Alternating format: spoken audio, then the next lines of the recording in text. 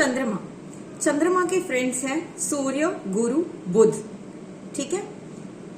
और न्यूट्रल है वो Mars, Venus, Saturn, Rahu, Ketu के लिए। मून क्या है? अगेन क्वीन, इमोशंस, वाटर है। ठीक है। क्वीन है, इमोशंस को हमारे रिप्रेजेंट करता है। सन कौन है? राजा है, राजा को अपनी रानी चाहिए। जुपिटर विजडम का प्लैनेट है, एडमिनिस्ट्रेशन का प्लैनेट है, जैसे मैंने पहले भी बताया था। मर्क्यूरी है नॉलेज। अब इसमें यह है कि बुध चंद्रमा को दोस्त नहीं मानता, चंद्रमा बुध को दोस्त मानता है, क्योंकि चंद्रमा किसी को दुश्मन मानता ही नहीं है। तो उसके लिए या तो दोस्त है या न्यूट्रल है, तो वो बुध को दोस्त मानता है। न्यूट्रल है वो बाकी सब प्लैनेट्स के लिए, सन, जुपिटर, मर्क्यूरी को छोड़ के बाकी जितने भी प्लैनेट्स हैं उनके लिए वो न्यूट्रल है, जैसे कि Mars, Venus, Saturn, Rahu, Ketu, इनके लिए वो न्यूट्रल है। ठीक है। अब चंद्रमा और गुरु ये गजकेसरी योग है, जिसको हम गजकेसरी योग कहते हैं। ठीक है। इसमें क्या है? मून इमोशंस है, जुपिटर नॉलेज है, विजडम है। तो अगर सही जगह पे आपके इमोशंस इन्वेस्टेड है, आप अपने नॉलेज का सही इस्तेमाल कर सकते हो, तो इसको कहते हैं हम गजकेसरी योग, जब चंद्रमा और गुरु साथ में होते हैं। जिनका अमावस का जन्म होता है, अमावस के दिन जिनका जन्म हुआ है, आपको कुंडली में अपने दिख जाएगा, उनका चंद्रमा पीड़ित होता है। अगर आपका अमावस का जन्म है तो आपका चंद्रमा पीड़ित है। चंद्रमा जब भी खराब पोजीशन में होता है ना, तो वो खुद को डिस्ट्रॉय करता है। अगर मान लीजिए जैसे कि अमावस के टाइम वो अमावस का चंद्रमा है तो एज इट इज पीड़ित है। अगर वो चंद्रमा अच्छा भी बैठा है कुंडली में, ट्रांजिट में अगर किसी दो प्लैनेट के बीच आ गया जिनकी आपस में नहीं जमती, लड़ रहे हैं, या किसी दशा में कोई ऐसा युति बन गई, तो चंद्रमा क्या करता है? किसी के साथ चंद्रमा लड़ नहीं सकता, चंद्रमा खुद को खराब कर लेता है। ठीक है। माँ होती है, दो बेटों की लड़ाई हो रही है तो माँ रोने लगती है। तो चंद्रमा अगर किसी खराब युति में आ रहा है, किसी खराब कॉम्बिनेशन में आ रहा है, तो सबसे पहले वो खुद को पीड़ित कर लेता है। अब जैसे कि मैंने बताया मार्स के लिए ये न्यूट्रल है। अब मून और मार्स, ठीक है, कहने के लिए तो लक्ष्मी योग है, बहुत अच्छा पैसा देता है, लेकिन मार्स क्या है? हमारे अंदर की अग्नि है। मून क्या है? वाटर है। अब पानी और अग्नि, अग्नि क्या करेगा? पानी को जला देगा। तो हमारे अंदर की अग्नि इतनी तेज हो सकती है कि हमारे इमोशंस पे ही कंट्रोल ना रहे, हमारे गुस्से पे कंट्रोल ना रहे। तो ऐसा इंसान क्या करेगा? गुस्से में आके कुछ भी कर सकता है। ठीक है। लक्ष्मी योग माना जाता है, लेकिन इस योग में पैसा अच्छा मिलेगा। लेकिन अगर इस योग में मंगल खराब हो रहा है तो फिर वो पैसा अच्छा नहीं होगा, क्योंकि इंसान का, जैसे मैंने बताया, अपने गुस्से पे कंट्रोल नहीं रहेगा। अब मून और वीनस, मून क्या है? इमोशंस, जैसे कि मैंने बताया। वीनस क्या है? सेक्स, रोमांस, अय्याशी। तो अब मून और वीनस में भी पैसा बहुत अच्छा है, क्योंकि दोनों ही मनी के प्लैनेट है। वीनस भी मनी है, मून भी मनी है।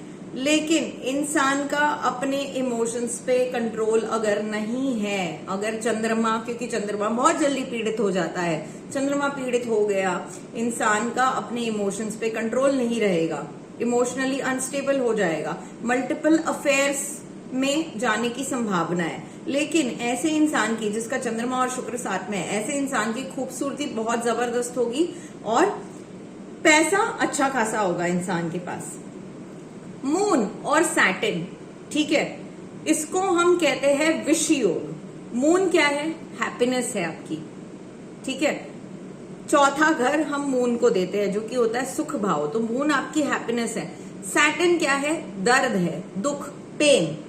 अब जैसे कि मैंने बताया, चंद्रमा किसी खराब प्लैनेट के साथ अगर बैठा है तो ये खुद को खराब कर लेगा, उसके साथ लड़ेगा नहीं। तो चंद्रमा अगर सैटर्न के साथ है तो उसके पेन में ये अपनी हैप्पीनेस खराब कर लेगा, दूषित हो जाता है चंद्रमा बहुत जल्दी अगर सैटर्न के साथ बैठा है तो। ठीक है। इसे हम विष योग कहते हैं। विष क्या होता है? जहर होता है। तो चंद्रमा वो जहर ले लेता है।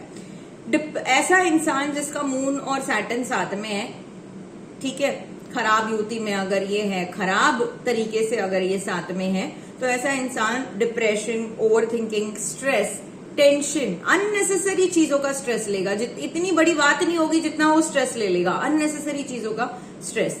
लेकिन यही अगर सैटर्न सही बैठा है मून के साथ, ठीक है, और चंद्रमा पीड़ित नहीं है, सैटर्न भी सही तरीके से बैठा है, सैटर्न मान लो उस कुंडली का योग कारक भी है, सही तरीके से बैठा है, किसी अच्छे भाव में, तो सैटर्न अगर सही बैठा है मून के साथ, ऐसा इंसान बहुत हार्डवर्किंग होगा और उस इंसान को अपने काम से ही खुशी मिलेगी, उसके लिए उसका काम ही उसकी हैप्पीनेस रहेगा।